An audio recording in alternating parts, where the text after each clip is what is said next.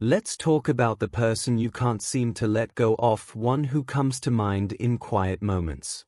There's a reason they linger, and it has less to do with them and more to do with a lesson your soul is determined to learn.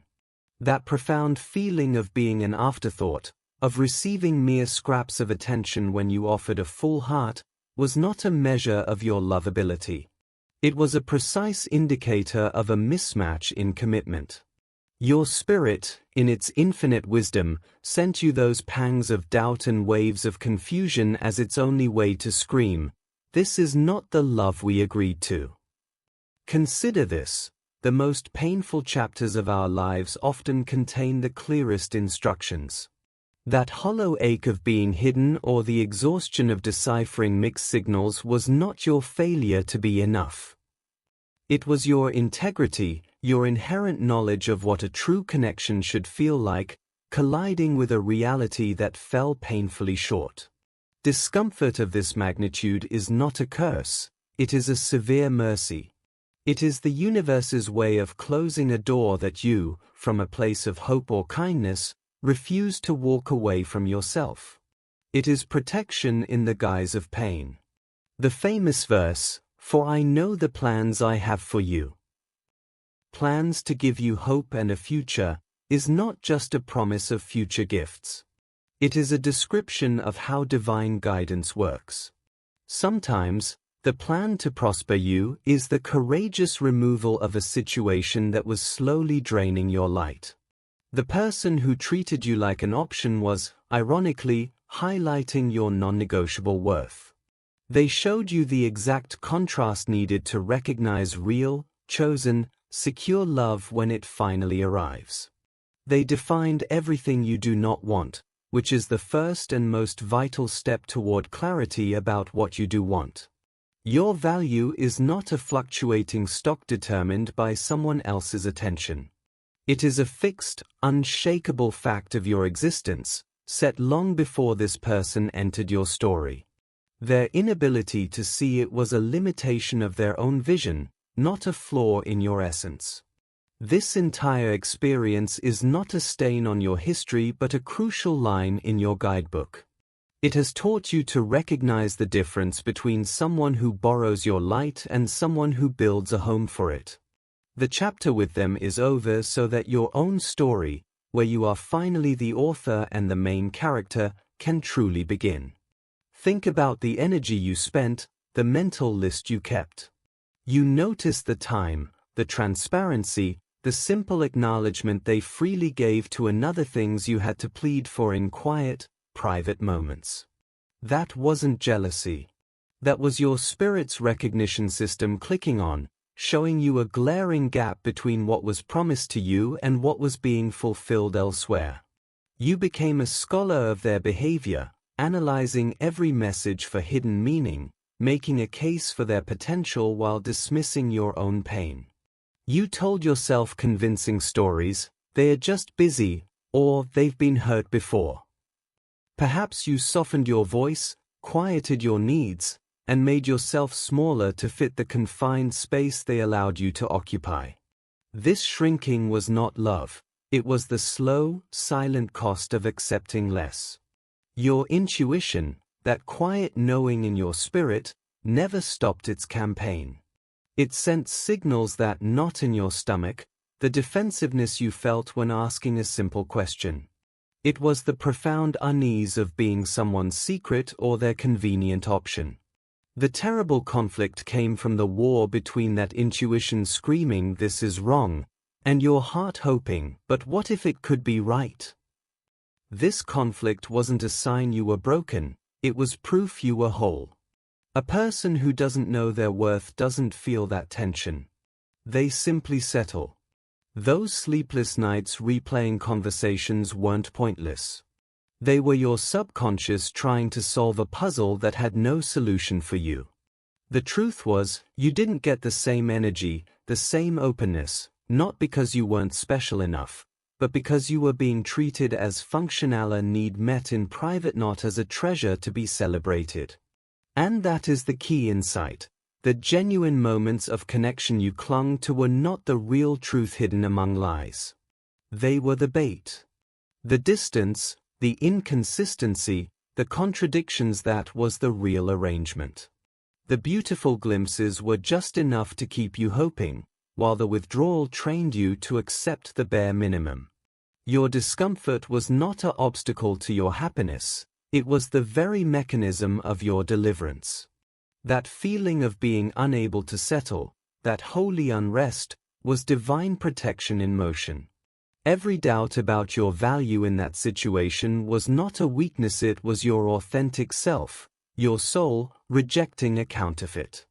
It was your inner compass, calibrated for true north, violently rejecting the false map they offered. The confusion was the smoke, your intuition was the alarm. You weren't being saved from them. You were being saved from the version of yourself that might have stayed. A quiet knowing within you always understood. Your heart may have settled for pieces, but your soul was waiting for a complete offering. You were made for covenant, not chaos, for a union that brings calm, not a situation that breeds fear. That gentle voice saying this is wrong was never doubt. It was your very essence refusing a bond that was never built to fit you. View that persistent discomfort not as worry, but as guidance. It was a divine signal, showing you in real time when someone's path was diverting from your own. The feeling of not fitting wasn't about you. It was the natural resistance when something not destined for you tried to join your journey. You were being asked to play a small part in a story far below your purpose, and your whole spirit, aligned with a higher plan, said no. When a road becomes too painful to travel, recognize it not as a blockade, but as a kindness. The call to guard your heart is a promise that when we cannot, a greater love will. Sometimes, when we are too focused on what could be to see what is, divine grace intercedes. It makes staying so uneasy that leaving becomes the only path to peace. This is not punishment. It is protect Iona loving interruption to spare you a lifetime of quiet resignation. As for the one who caused this ache, know that their silence is not contentment. The real consequences of their decisions are private and profound. In their solitude, they are not remembering, they are reckoning. The echo of your authenticity now fills the emptiness they cultivated. They are not pining for your presence, but facing the unflinching truth of their own actions. They are awakening to a painful fact: they held a masterpiece and treated it as ordinary. This is their storm.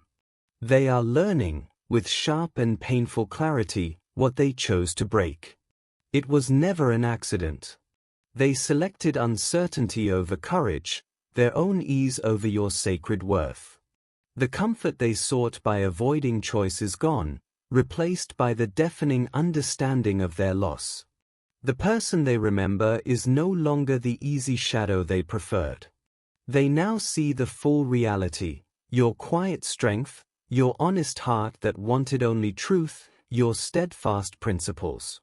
What they labeled too much, they now know is everything. Your unwavering stance, which they may have called difficult, they now respect as character. This awakening is their journey alone. Your peace does not require their remorse, yet your liberation is underscored by this truth: light always finds a way to shine, even into the places they've chosen to leave behind. From where you stand now stronger, healed, and operating on a new level, you have become their living lesson. Watching your peace from afar, they are finally learning the definition of a profound loss. They understand, too late, what it means to let go of someone who loved with a grace they had not earned, who saw a future for them they were too fearful to claim. Your very existence once inspired them to aspire to more, even when their courage failed. That reflection is now a mirror they cannot escape. Please hear this clearly: their newfound understanding is not an invitation for you to return. You are under no obligation to ease their conscience or shorten their season of reckoning by offering a kindness they are not yet ready to receive. Their regret is a private tuition, paid directly to their soul. It is a necessary chapter in their own story of becoming, a step they must take alone to grow into someone capable of holding a love they previously let slip through their fingers. Your only responsibility now is to steadfastly continue what you've begun, to honor yourself with the same fierce dedication you once hoped to receive from them. This is the highest form of closure. Beautiful soul, let this truth settle into your spirit. The uncertainty you carried was never a verdict on your worth. It was a spotlight on their limitation. It was the confusion of someone holding a masterpiece but lacking the vision to see it. As 1 Peter 2 verse 9 declares, you are chosen, royal, and holy, God's own special possession. Your status was sealed by the highest authority long before any human opinion was formed. Their inability to recognize your light doesn't mean you weren't radiant, it means they were standing in the shadows of their own making. Consider this: a diamond's value is inherent, set by its formation and brilliance. It does not become less precious if someone, unfamiliar with gemstones, mistakes it for common glass. The error lies in the observer's eye, not in the stone. You are that diamond forged under pressure, uniquely brilliant, and of immense worth. The fact that someone failed to appraise you correctly says nothing about your quality and everything about their discernment. God has already assessed you, and His valuation was finalized on the cross. You are priceless. That entire season of awkwardness and doubt served a purpose you can now see. The discomfort was the very pressure needed to propel you out of a space that was too small. You had to question the narrative they offered in order to seek the truth of who you are. And where did you find it? Not in their shifting approval, but in the rock-solid promise of God's word over your life. Not in their inconsistent presence, but in the constant companionship of the Holy Spirit. Not in their limited blueprint for you, but in the expansive destiny heaven has always held. The journey inward, sparked by their inability to see you, led you to the most important discovery of all, yourself. You uncovered strength, grace, and an identity that no human rejection can touch and no human validation could ever enhance. You are not who they saw. You are who God says you are, and that is more than enough. You emerged from that experience with a foundational truth: your worth has no bargaining table. You learned you are meant to be a deliberate yes, not a hesitant maybe. You now understand that a cloud of confusion is not a sign of deep, complex love. It is the warning smoke of a mismatch.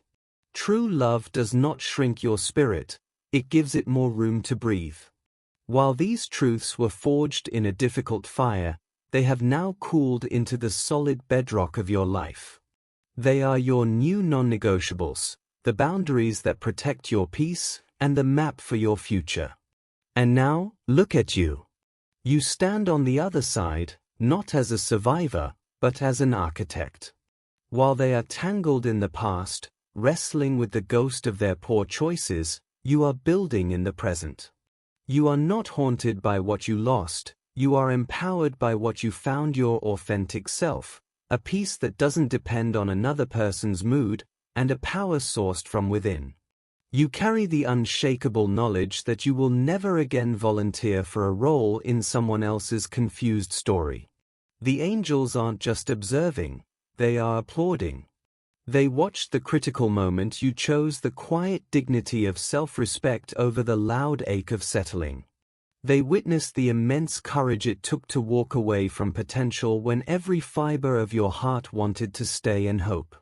Your transformation has been profound. You are no longer a seeker of external validation, but a woman anchored in a divine verdict. You are not the same person who walked into that situation. That is the miracle. You were refined, and what emerged is not just stronger, but purer like gold, valuable not for its hardness alone, but for its unmistakable clarity and shine. This wisdom you now carry is not theoretical. It is earned, experiential knowledge. You learned to distinguish the blueprint of potential from the structure of reality. You can now hear the silent language of actions over the loud promises of words. You can tell the difference between a love that is built and one that is merely borrowed for convenience. This discernment is your priceless armor. It will protect your heart, guide your decisions, and ensure you never again audition for a love that should be a given. This is the fulfillment of the promise in Romans 8 verse 28, that God works all things for your good. That very awkwardness was a tool in His hands. Their regret now serves as a confirmation of your right choice. Your past doubt has been alchemized into present certainty. The pivot in your story wasn't about them changing. It was about the powerful, but God wrote into your life. But you chose yourself. But your value was always intact, it was their vision that was impaired. But God had a better plan. This but is the turning point where pain found purpose and confusion gave way to clarity. The redemption here is not about a relationship restored with them, but about the relationship restored with yourself. You redeemed your own time. You reclaimed your own narrative. You remembered your identity and to whom you ultimately belong. That, beloved, is the unshakable victory. Your wholeness is no longer conditional on their presence or absence. You are complete. You are clear. As Isaiah 43:18-19 declares, "Forget the former things, do not dwell on the past. See, I am doing a new thing. Now it springs up, do you not perceive it?" That old season of questioning and compromise is over. Can you feel it? The new thing has already begun.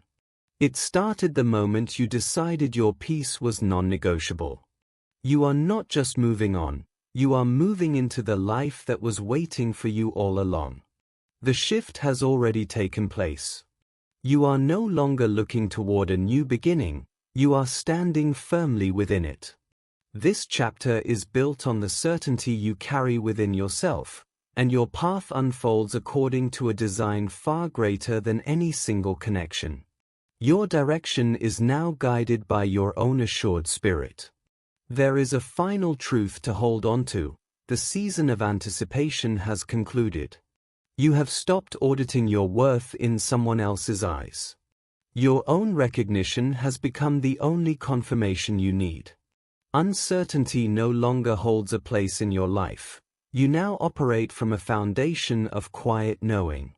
You have exchanged hesitation for requirement, and in doing so, you have changed the very frequency of your life. You have rebuilt yourself according to a sacred blueprint. Your energy is higher, your boundaries are stronger, and your spirit is in harmony with a deeper truth. You are prepared for the future not because of anyone else's awakening, but because of your own. We give thanks for you, listening here in this moment. Thank you for the protection that shielded you from all that was not meant for you. Thank you for the friction that became freedom, for the questions that led you to solid ground. We ask for healing to mend every invisible hurt, every instance you felt sidelined, every whisper that made you wonder. We ask for the return of what was quieted, your boldness, your serenity, your faith in divine timing. Let this certainty become your core truth. You are held, you are precious, and you are loved. We place the journey of the other heart entirely in higher hands. Whatever is meant to be, let it unfold with wisdom. If paths are to reconnect, let both be made ready. If distance remains the gift, let grace fill the space. In all things, let this one know their significance was never subject to another's approval. It was written into their soul from the very start. We speak light over your way. We call forth understanding, purposeful steps, and connections that honor the spirit you have become. And so it is.